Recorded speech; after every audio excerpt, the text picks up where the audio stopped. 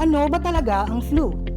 Alam mo ba kung saan talaga nanggagaling ng sakit ng katawan at lagnat mo tuwing malamig ang panahon? Hindi lang yan simpleng sipon. This is Doc Charles of PhilCare.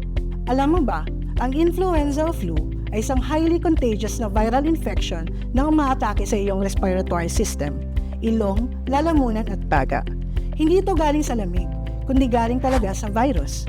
Itong virus na to, nag-iiba-iba siya every year, kaya yung protection mo last year, baka hindi na yun sapat ngayon.